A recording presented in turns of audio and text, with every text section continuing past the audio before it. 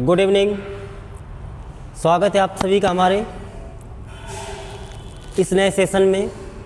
बच्चों, आज की जो क्लास होने वाली है वो एसएससी जीडी के 11 जनवरी 2023 को जो पेपर हुआ था सभी शिफ्टों में, उन सभी शिफ्टों के क्वेश्चंस हमें कुछ मिल चुके हैं, तो उन्हीं क्वेश्चनों को आज हम यहाँ से डिस्कस करेंगे।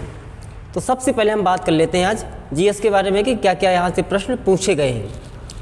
तो देखिए, एक प्रश्न हमें मिला जिसमें पूछा जा रहा है कि चीनी उद्योग के लिए कच्चा माल किससे प्राप्त होता है। चीनी उद्योग के लिए कच्चा माल किससे प्राप्त होता है। तो भाई साहब, जो भी आंसर ऑप्शन थे उनमें आपको गन्ना लगाना था। क्या लगाना था? गन्ना। अगला है, संविधान का अंतिम अनुच्छेद कौन सा है। देखो, इससे भी 10 तारीख वाले शिफ्ट में प्रश्न बना था कि संविधान में कुल कितने अनुच्छेद हैं, और 11 तारीख को क्या प्रश्न पूछा कि संविधान का अंतिम अनुच्छेद कौन सा है। तो आंसर बताएंगे 395। हमने आज भी सुबह के बच्चों से बोला था कि आप अनुच्छेद के बारे में पढ़िए, अनुच्छेद से प्रश्न बनते हैं। देखो, घुमा के प्रश्न पूछा, वहीं से प्रश्न आया। यहाँ पर क्या पूछा कि अंतिम अनुच्छेद कौन सा है, तो 395। टोटल अनुच्छेद कितने हैं, तो 395। अगला देखिए, ये भी बताया गया कि कल की डेट में पूछा था, मतलब 10 तारीख के पेपर में पूछा गया था कि सर्वाधिक साक्षरता वाला राज्य कौन सा है सन 2011 की जनगणना के अनुसार। और उसी जनगणना से यहाँ पर प्रश्न पूछ दिया। क्या पूछ रहा है? सर्वाधिक लिंगानुपात किस केंद्र शासित प्रदेश का है। तो भाई साहब, पुडुचेरी का है। कहाँ का है? पुडुचेरी का। 1037 है। फिर से अगली शिफ्ट में प्रश्न आया कि 2011 की जनगणना में सर्वाधिक लिंगानुपात कहाँ का है? केरल का है। कहाँ का है? केरल का। देखो, प्रश्न रिपीट कर गया भाई साहब। अगला है, चंद्रगुप्त मौर्य दरबार में मेगस्थनीज किसके राजदूत थे। मेगस्थनीज किसके राजदूत थे? तो सेल्यूकस के थे। सेल्यूकस प्रथम निकेटर का यूनानी राजदूत था। अगला प्रश्न है, संत श्री संत शंकरदेव किस शास्त्रीय नृत्य शैली के जनक हैं। ये असम के हैं। कहाँ के हैं? असम के। विटामिनों से प्रश्न बनना है बेटा। छत्तीसगढ़ के खैरागढ़ विधानसभा उपचुनाव में विजेता प्रत्याशी का नाम बताओ। छत्तीसगढ़ में अभी जो चुनाव हुए थे वहीं से प्रश्न बना है कि खैरागढ़ विधानसभा में उपचुनाव में विजेता प्रत्याशी कौन है। तो कांग्रेस की थी यशोदा शर्मा। प्रशांत महासागर तथा अटलांटिक महासागर को कौन जोड़ता है। तो बच्चे सभी जानते हैं, प्रशांत महासागर और अटलांटिक महासागर को जोड़ने वाली नहर का नाम है पनामा नहर। क्या नाम है? पनामा नहर। कन्नौज के शासक हर्षवर्धन के दरबारी कवि कौन थे। कन्नौज के शासक हर्षवर्धन के दरबारी कौन थे। उत्तर आपको लगाना चाहिए बाणभट्ट। कौन थे? बाणभट्ट।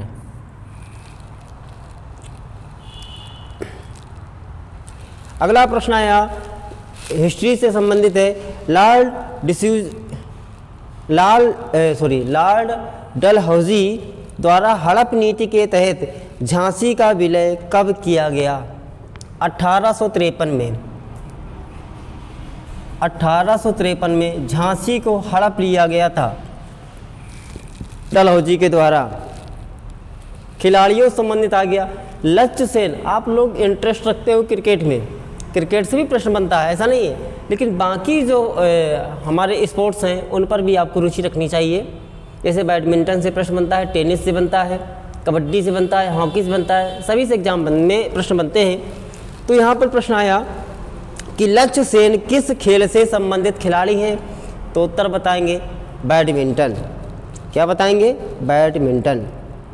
अनुच्छेद 243 पॉलिटी क्वेश्चन है।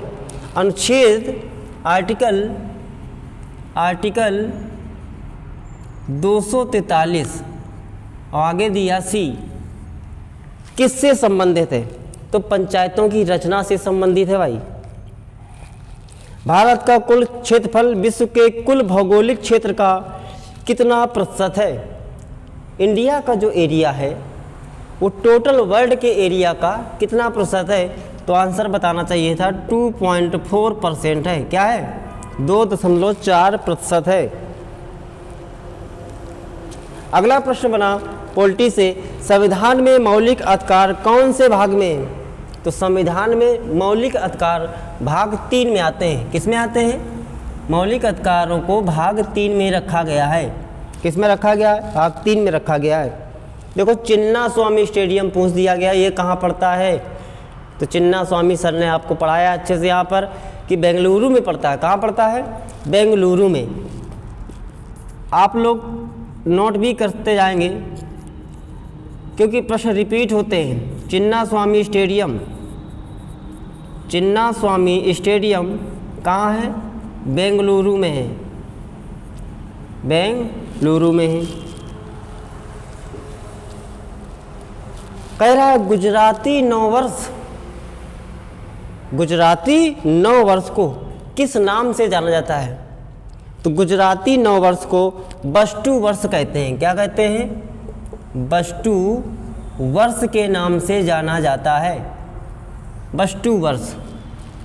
कुछ क्वेश्चंस आपने पढ़े होंगे, कुछ नहीं पढ़े होंगे, तो जो नहीं पढ़े हैं उनको छोड़ना है आपको, ठीक है ना। चूने के पानी का सूत्र पूछ दिया तो बताइए CaOH2 क्या है? Ca ब्रैकेट में OH2। कैल्शियम कार्बोनेट का फार्मूला पूछा, CaCO3 क्या होता है? CaCO3 कैल्शियम कार्बोनेट का फार्मूला ये होता है। फीफा वर्ल्ड कप 2022 कहाँ पर हुआ? कतर में। कहाँ पर हुआ? FIFA world cup, FIFA world cup कहाँ हुआ 2022 में? कतर में।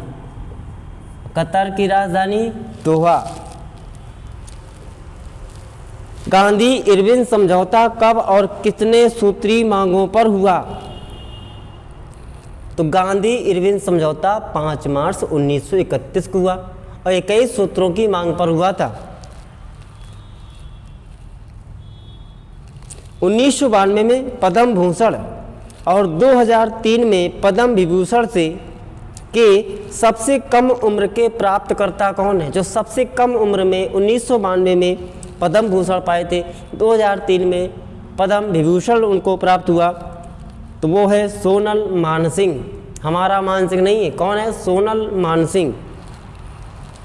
विटामिन बी का रासायनिक नाम पूछ दिया गया, रेटिनॉल है। विटामिन ए का पूछा गया ना, ए का। अक्टूबर 2022 को मेघालय के राज्यपाल का अतिरिक्त प्रभार किसने ग्रहण किया? तो मेघालय में जो BD मिश्रा हैं वो अतिरिक्त प्रभार संभाल रहे हैं। तो ऐसे प्रश्न यहाँ पर बने बेटा। छत्तीसगढ़ विधानसभा का अध्यक्ष चरण दास महंत। बुलिमिया रोग किससे संबंधित है? ईटिंग डिसऑर्डर से। सिरके में कौन सा अम्ल पाया जाता है? आप सबको पता है एस्टिक अम्ल पाया जाता है। बांग्लादेश में बैंकिंग सेवा की स्थापना किसने की थी? मोहम्मद यूनिस ने। बांग्लादेश में बैंकिंग की जो सेवा चालू की गई मोहम्मद यूनिस की। विटामिन सी क्या है? एंटीऑक्सीडेंट। वर्तमान में IMF क्या पूछा? IMF के बारे में यहाँ से प्रश्न बना कि इसके कार्यकारी निदेशक कौन भारतीय हैं? तो कृष्णमूर्ति सुब्रमण्यन है। शतरंज के पंक्तियों को क्या कहा जाता है? बढ़िया प्रश्न आया। शतरंज मतलब चेस। चेस की जो पंक्तियाँ होती हैं उनको किस नाम से जाना जाता है? क्या कहते हैं?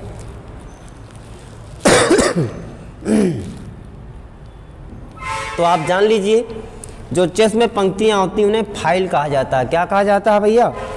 फाइल कहा जाता है।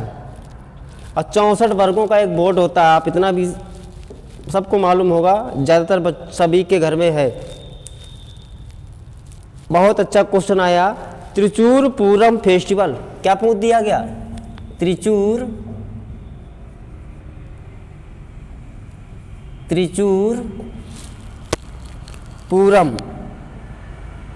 पूरम महोत्सव या उत्सव या त्योहार ये कहाँ मनाया जाता है? ये प्रश्न आया हुआ है। तो आप बताएंगे केरल से बहुत प्रश्न बन रहे हैं। केरल। अगला प्रश्न है 1887 में पहला भारतीय विश्वविद्यालय कहाँ खोला गया?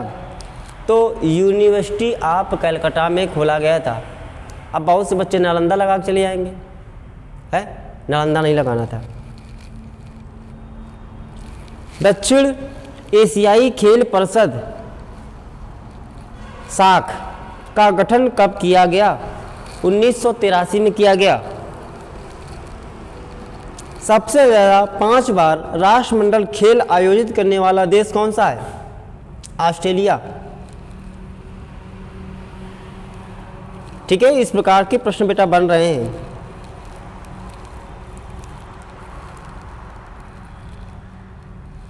हिंदी में देख लेते हैं, हिंदी में क्या क्या बना। सिंह का पर्याय पूछा गया। किसका पर्याय? तो नोट करते चलना। सिंह का पर्याय पूछा गया तो आप आंसर बताएंगे शार्दुल। शार्दुल भी हम सिंह को कहते हैं और इसे शेर भी के नाम से भी जानते हैं। ये पर्यायवाची हैं। पर्याय सिंह का पर्याय शार्दुल, ये प्रश्न में आया और दूसरे शिफ्ट में शेर आ गया। तो इस प्रकार के प्रश्न बन रहे हैं। अगला है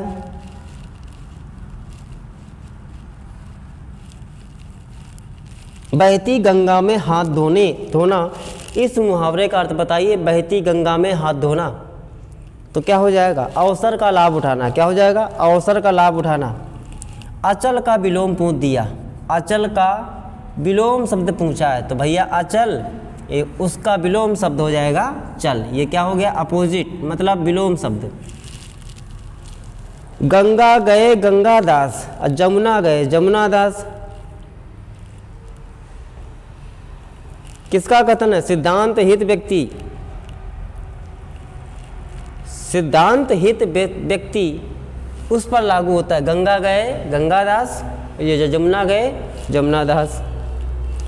सरस्वती का पर्यायवाची पूछा गया तो कल के 10 तारीख के भी एग्जाम में पूछा गया, आज भी पूछे गए, मतलब 11 तारीख वाले में। आज तो 12 है, 12 का हम कल करवाएंगे। तो वीणा, पाणी, भारती, शारदा ये सरस्वती के हैं। वीणा मतलब वीणा को, पाणी माने ग्रहण करने वाली, वीणा वादनी वीणा को बजाने वाली। यमुना का पर्यायवाची पूछा तो लिख लीजिए। यमुना के पर्यायवाची आप लोग लिख लेंगे। यमुना का पर्यायवाची जमुना। क्या बोलेंगे? जमुना। भानुजा, भानुजा और कृष्णा और रवितनमा, रवितनमा। टका सा जवाब देना, इसका मतलब होता है साफ इनकार कर देना। टका सा जवाब देना मतलब साफ इनकार कर देना, इस मुहावरे का अर्थ है। स्वर्ण का पर्यायवाची पूछा गया है। स्वर्ण, इसका पर्यायवाची पूछा गया। आप कमेंट करके इसका आंसर बताएंगे। जिसे हराया ना जा सके उसे अपराजय कहते हैं। शुद्ध शब्द पूछा गया ज्योत्सना का। ज्योत्सना लिखते कैसे हैं? ज्योत्सना, ज्योत्सना ये लिखा जाएगा। शुद्ध शब्द ये था ज्योत्सना। एक प्रश्न आया था भाववाचक संज्ञा से, दूसरा आया प्रेरणार्थक क्रिया से। भैया तडाक का पर्यायवाची पूछा गया। तडाक का पर्यायवाची, तडाक सरोवर, पुष्कर, सरताल, तलैया, ये सारे के सारे किसके हैं? तालाब के। दांत खट्टे करना मतलब होता है परास्त करना। तू डाल डाल मैं पात पात, दोनों एक से बढ़कर एक होना। ये हिंदी होती है इसकी शुद्ध हिंदी जो अर्थ होता है, तू पात पात मैं डाल डाल, मतलब तू भी हमसे आगे मैं भी, है ना। बढ़िया प्रश्न बने। और एक आध प्रश्न मैथ में देखते हैं। जो प्रश्न हमारे पास आ चुके थे उन्हीं को हम यहाँ पर जानकारी दे रहे हैं। और आपको हमारा एक चैनल है टेलीग्राम पर ज्ञानेंद्र एकेडमी के नाम से, ज्ञानेंद्र एकेडमी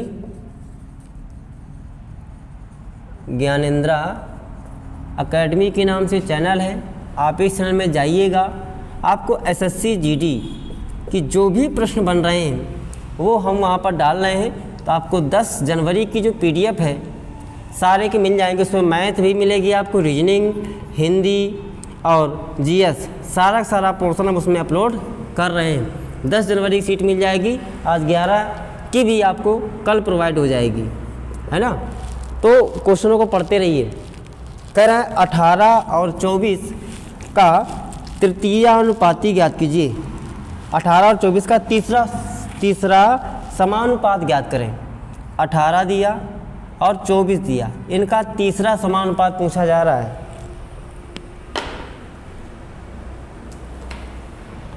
देखिए हमने आपको बताया तीसरा पूछ रहा था, तीसरा कहाँ पर आएगा, यहाँ पर आएगा।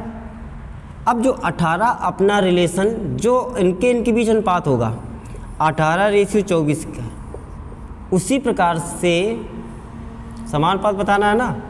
तो x का अगली संख्या के पास 7 होगा, लेकिन x के आगे के लिए अगली संख्या नहीं, तो x किसके साथ संबंध बनाएगा, पीछे वाले के साथ। तो वही अनुपात 24:x का भी होगा।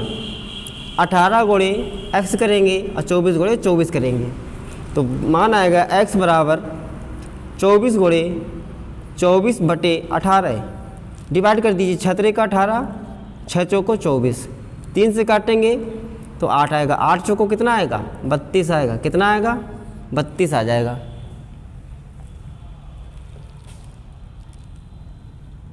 ठीक है, चेक करा दे, बिल्कुल चेक कर सकते हो। देखो 18 बटे में क्या लिख सकते हो 24, ये आपस में बराबर है कि नहीं है। 24 बटे नीचे क्या लिखा जाएगा, x का मान 32 आया ना। देखो 6 से काटो, 6 का 18, 6 चौको 24, क्या बना 3/4 बराबर।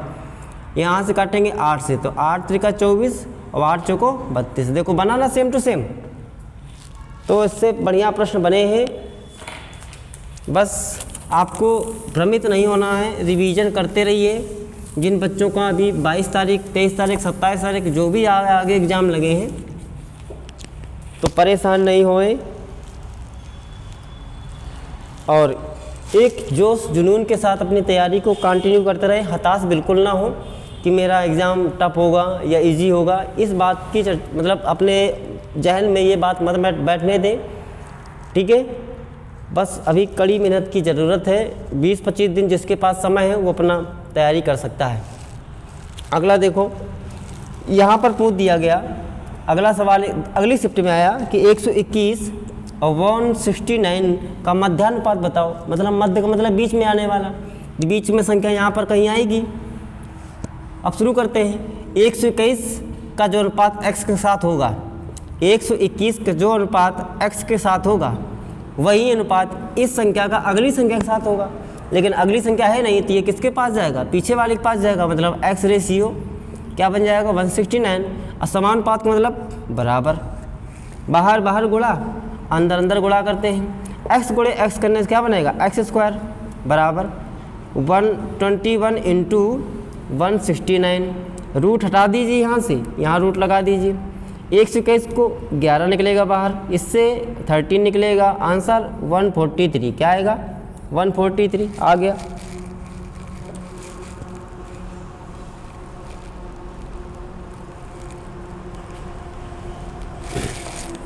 एक प्रश्न आया कि 10% वार्षिक दर से, रेट आ गई 10% वार्षिक दर से 2000 रुपये का मूलधन दिया, 2000 रुपये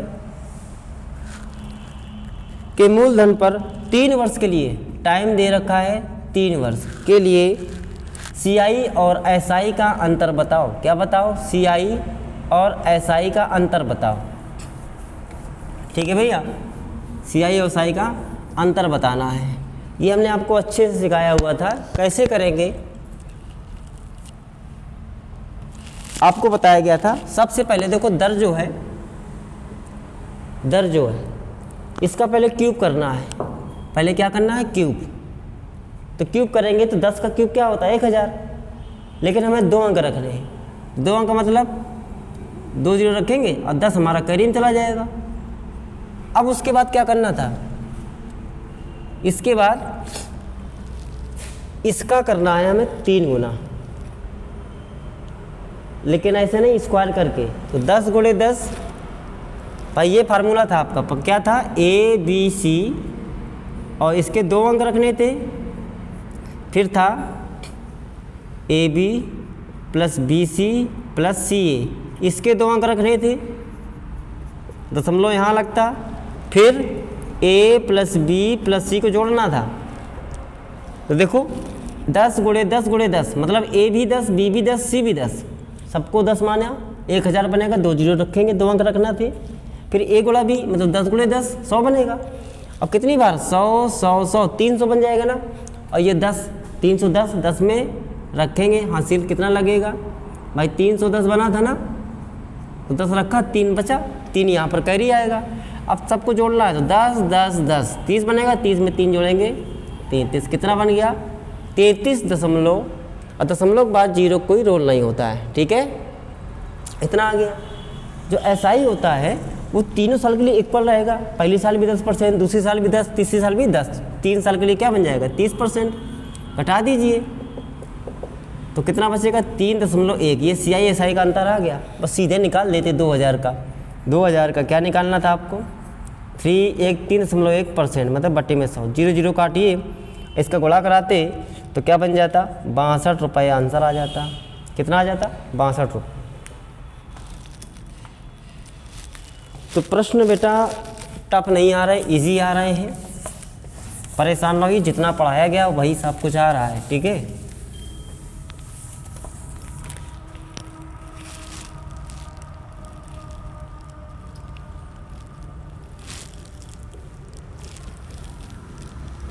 अगला प्रश्न है कि एक वस्तु के अंकित मूल्य तथा क्रय मूल्य का अनुपात 7:6।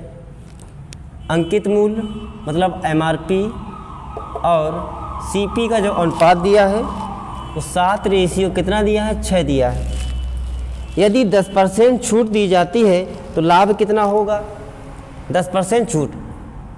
तो एक काम करते हैं, CP को मान लेते हैं 60 और MRP को 70 मान लेते हैं। अब छूट किस पर दी जाती है? छूट तो MRP पर दी जाती है। तो 70 पर 10% की छूट दे दोगे तो कितनी आएगी? 70 रुपये की छूट आएगी।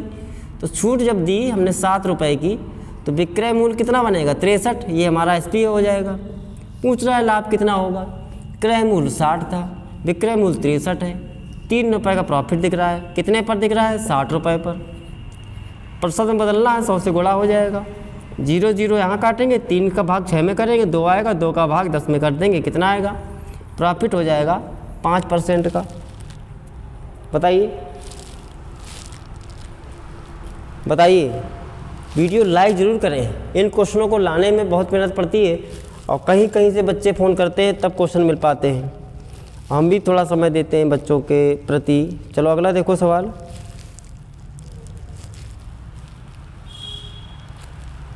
अगला सवाल भिन्न पर आधारित है। कह रहा है एलसीएम ज्ञात करो।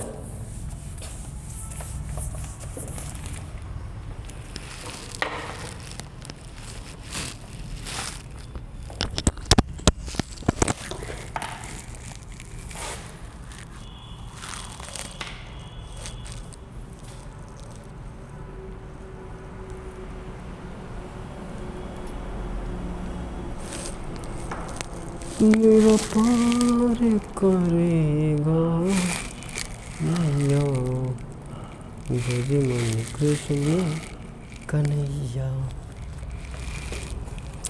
ये भिन्न पर आधारित एक सवाल पूछा गया है जो एलसीएम बेस से लिखा है 12 बटे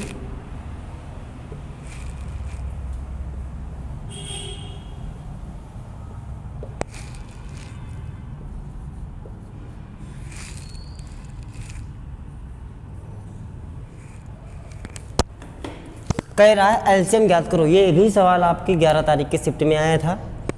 किसका हमसे पूछ रहा है कि एलसीएम निकाल दो। क्या निकालो भैया? एलसीएम निकालो। निकाल देंगे ना आराम से। एलसीएम तो निकालना है, कोई परेशानी नहीं है। जब भी भिन्न का एलसीएम निकालना हो तो अंशों का लासा निकालते हैं, हर का मासा ले लेते हैं। तो इनका लासा निकालेंगे तो देखो 12, 16, 24 का लासा क्या बनेगा? 48। क्या बनेगा? 48। और अंश का क्या निकालना होता है? मासा। तो मासा क्या बनेगा? 19 से सब कट रही है, मतलब 19 ही तुम्हारा मासा हो जाएगा। आंसर क्या आएगा? 48/19। अब यहाँ पर ऑप्शन तो नहीं है हमारे पास कि हम बताएं ऑप्शन बी सही होगा, सी सही होगा, है ना? क्योंकि ये सारे के सारे हाँ है थे ऑप्शन भैया। 48/21, 48/19, 24/19 या इनमें से कोई नहीं। तो 48/19 को ही आपको लगाना था। यहाँ पर एक क्वेश्चन आपका आया टाइम एंड डिस्टेंस से, एक रेलगाड़ी से आया। सिंप्लीफिकेशन के क्वेश्चन भी मिले देखने को। मधुमक्खी पालन के विकास के लिए केंद्रीय योजना का क्या नाम है? बताइए। ये जीएस पे प्रश्न है। राष्ट्रीय मधुमक्खी पालन पोषण मिशन नाम है उसका। और देखिएंगे एक सवाल ये है यार, 0.321 के ऊपर बार लिखा है, तीनों संख्याओं में बार है। कह रहा है इसका भिन्नात्मक मान बता दीजिए। क्या बता दीजिए? भिन्नात्मक मान बता दीजिए। तो बताइए भैया भिन्नात्मक मान क्या होगा? ठीक है, जब भी ऐसा प्रश्न बने, इस बार का मतलब क्या होता है कि ये संख्या ऐसे कंटिन्यू चल रही है। 3, 2, 1, फिर 3, 2, 1, फिर 3, 2, 1, ये बार बार चलता चला जा रहा है। इसको पूरे को क्या मान लेना होता है? x मान लेते हैं। अब हमें क्या करना होगा कि जहाँ से नंबर रिपीट हो रहा है दशमलव को वहाँ पहुँचाना होता है। दशमलव यहाँ अगर पहुँच जाए तो मामला सेट हो जाए हमारा। यहाँ पहुँचाने के लिए इस संख्या में कितने से गुणा करें कि दशमलव 3 अंक खिसक जाए? तो 1000 से करेंगे नहीं करेंगे? तो 1000 से गुणा करने पर यहाँ भी करेंगे, यहाँ भी करेंगे। यहाँ करेंगे तो क्या बन जाएगा? 1000x।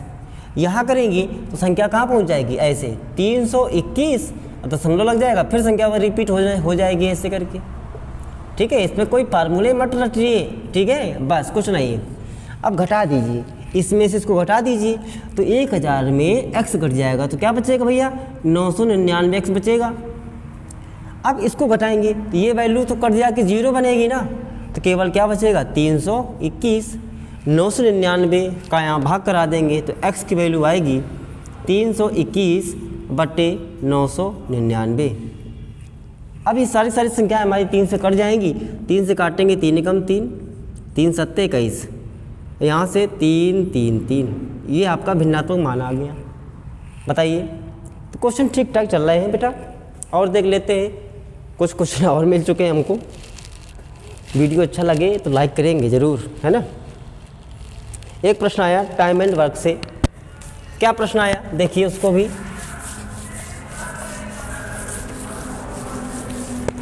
कह रहा है कि ए किसी काम को 72 दिनों में कर सकता है,